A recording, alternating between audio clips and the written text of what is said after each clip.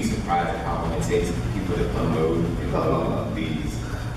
Like, I have a 50-foot trailer. I have a guy tell me it takes me 4 hours to do. I have to pay you after the first hour $150 per hour. Pandemic hit, you go to No Touch Freight. He said, no, I'm paying another service $70.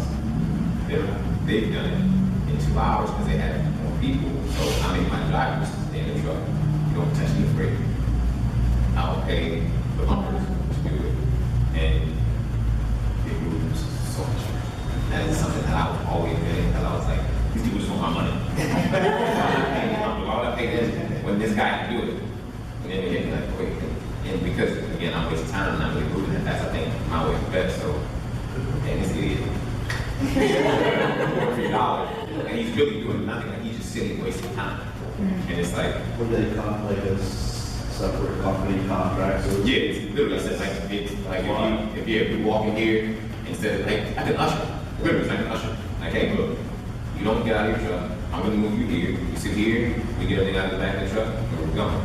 Sounds great. Yeah, it is. And it was like at first I was like, no, I'm not gonna waste money on doing that. I was gonna have these people because that's why I hired them.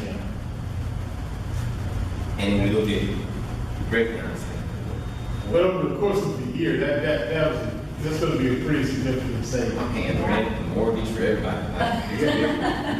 And that's where it comes into the training stuff and having everybody involved within your company. But I kind of want to touch on a little bit beyond just the training. Because yes, that has its own specificity, which is needed.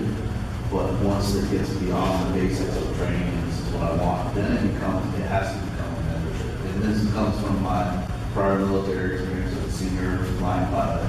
Our goal was to bring the younger pilots up to speed, to mentor them to where they can go out and fly with another guy and know that they're going to be mission successful. And then again, it goes back to the mission statement of your business. It's the same type of thing. You have to know what your mission statement is so that way if you ever get sidetracked or get kind of derailed a little bit because you maybe start focusing on one thing or another, you always have to be able to come back to that initial mission statement of this is what I want out of my life. Absolutely, absolutely. And that's really, so if you think about it, when I coach entrepreneurs, the things that I tell them is that the vision shouldn't change. The mission will always change, right? Because mission is the how. Vision is the what. And so the what probably doesn't change, right? It's just how. And so the clearer we are on our expectations, the easier it is to make the adjustment when markets change. I had a client who was a steel fabricator. He had 30 employees, been around for 40 years. We had an administration change, and they put a 25% tariff on all the imported steel. Put them out of business in 6 months. Right? Yeah, it was. But the not throwing any rocks or anything, but the thing I used to always say to them is, where is your plan of what if? Where is the plan? So part of the coaching and the mentoring is to really get you to see past the end of the week, the end of the month, the end of the year. Obviously, there could be extenuating circumstances. Anyone that can tell me they saw a pandemic coming, I know one thing they need to quit drinking. But it caused two things to happen. It caused people to really take a hard look at how they make money. It caused them to take a really hard look at the employees and how they fit into that structure and how they were able to sustain or not. A lot of businesses didn't make it. And a lot of it was simply because in the daily running of their business, they have, perfect example, you have somebody who bakes cakes, right? And they make a really good cake, and everyone buys those cakes. And so if I ask that person, tell me about your inventory, tell me about your suppliers. How many suppliers of sugar do you have? How many suppliers of flour do you have? They would say, what are you talking about? I just sell cakes. So then it slows down and no one's buying the cakes, or fewer people are buying the cakes. How do they then adjust when they had no idea of how it was moving into the beginning? They were just fulfilling. And that's why I always use the analogy of riding, just pedaling the bike, right? You don't really think about anything more than up and down and up and down, and just getting out there. And you're in an extremely competitive business, right? In Ocala, I ask people if they aren't really. I've never seen such a small town. But so all of the things that you talked about earlier are what we're looking to tap into. And then if I can plug you into $100 million a year realtor, you know, for you to be able to call up and say, okay, listen, here's what I'm trying to do with a fairly competitive market. Do you have ideas? Whether it's talking to a marketing person or someone directly in your field. So if you were to rate your business on a scale from 1 to 7, right now, where 7 is high and 1 is low, how would you rate your business for the following, okay? And you don't have to say it out loud, okay? I just want you to mention the financial health of your business, 1 to 7. If you went 2 weeks with no revenue, what will happen? The morale of your employees in your business. It's not what they say in front of you, right? Your hope for your business becoming better and stronger in the future. So let's change that from hope to your expectation of your business growing. The average performance of your employee in your business.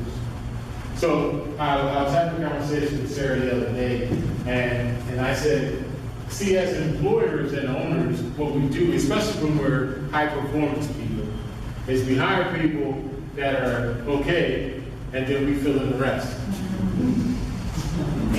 Right? and we fill in the rest. But it's absolutely impossible to do that.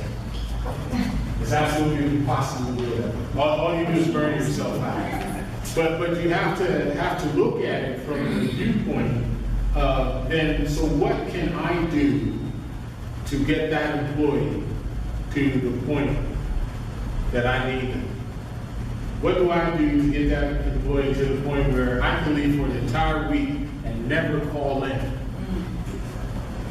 What do I have to do to get that to happen? I mean, that becomes a very, very important question in terms of not only your personal growth, but in the process of what we're trying to put together for you. We want to know, is that something that's of value to you? Or some people just have trouble not having their hands on it, okay? And is that something that we have to work on as well? I lived in Atlanta for 23 years, and I remember when we first got there was these 2 guys, and if you needed anything in that town, you went to a place called Builder Square. It was either Builder Square or Lowe's. And so these 2 guys figured they're going to start their own because they were tired of the way they were being treated. And I can't remember what it was. It was very soon after we got there, 86, 87. They started this place called Home Depot. And everyone told them, we'll be gone in a year. Okay. But what's interesting is as they got to, nationwide, both of them stepped out of the business. They both did. And they have probably grown tenfold since then. But I'm saying that they were more than 30, 40 locations. And they were like, nope, we're going to put in a team to do that. And so you have to imagine that mindset, as it was growing, had to be more about understanding empowerment and engagement than it was about making money. I mean, they're still billionaires, true. But how many of us would have stayed there to now, I think there are 1,800 locations nationwide, would have stayed in there and kept on pushing and kept on going. But they understood, I mean, one wasn't the Falcons, right? Probably wish you could do that. But they learned how to step back out. So when you're considering how you are going to take yourself out. Do you have an exit strategy?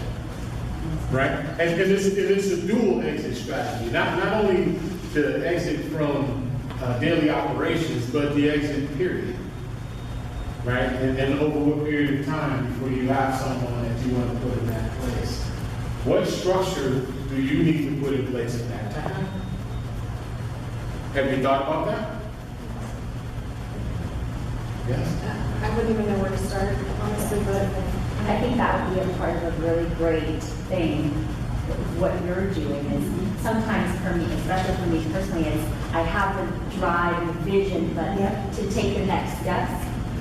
I can dream really large, but what are the steps to get me there? Just because I don't have the education or the formal training of a business strategist to get me to the next step. So I think that would be really crucial into what you're doing in the development of your small businesses. Because sure, we can step away, but how do we get there? Jump through this. See you later. I think that's super important. Just to, sometimes it's like, you got this, it's okay. You're doing the right thing. Sometimes that's all we need is you're doing the right thing, or sometimes we need strategic overview of the business and to understand all the financial aspects. And all it could be streamlined, but it could be doing that. I don't think you're wasting too much time on this. I could be working all wrong, but that's. What's important too is what do you want to step away with? Because if you're talking about stepping away, but stepping away from what, with what? Because anybody can step away, but what are you stepping away from, and what are you stepping away for? There's got to be goals and aspirations to attain that, to be able to get to that point. First, you have to know what point you want to get to, then you can figure out how to get there with, amongst others, proper resources and all that, training, just everything that we've talked about, but without the ultimate goal of where you want to step away at and what you want to step away for, that could be an endless circadian rhythm. So if I can go back to another from 1 to 7 scale in your mind, how confident are you in your ability to build leaders? We can build managers. Yes. That's pretty easy. But how confident are you in building leaders? And would it be valuable to you to learn from a great selection of people on how to build leaders? It's amazing how many people who have called themselves leaders. And I would say 80% of the time, if they call themselves a leader, they're usually not. Because the leader doesn't determine to do that. But in terms of the growth of your business, in terms of the recovery of our nation economically, it always has come from the small business side. It always has. And so even when you have the Great Depression where President Roosevelt did the big infrastructure, it was all small companies that subcontracted the work. They built the interstate system, they built the bridge system, but they gave it to a big contractor who would then give it to small contractors. And so the small business has always been integral. But we know in the competitive world that we have now, we have to build leaders. And so for you, I'd like to know how important do you think that is? Or is it more important to get you to a higher level and then you will be more concerned about that?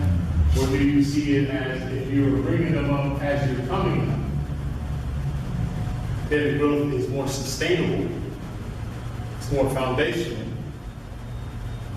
What does that look like? Todd already said he can build leaders. That's because he was in the military. It's just been the nature of my career over my lifetime, being in aviation. That's the goal of a pilot, and to get more seniors to bring the next guy element into, to be able to perform that mission when you're not performing it, and to take care of everybody else that is relying on you to do that. So, yeah, you have to have a set way of being able to do that, or at least, I think a lot of it, like I said, it's just the training and the mentorship are the foundations. And the mentorship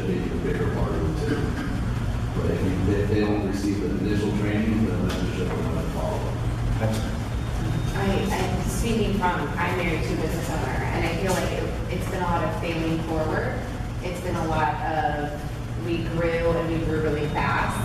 And then now what do we do? And I feel like now that they're trying to get employees that are sane, I'm kind of taking steps back.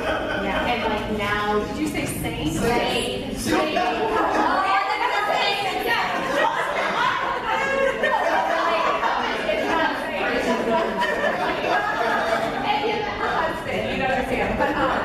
But I feel like, they're trying. It's, before it was a little bit more of the disposable. It was like, here we are, we can only hire so much because it's a product-based business. So much of the money has to go back into the business, right? So they make money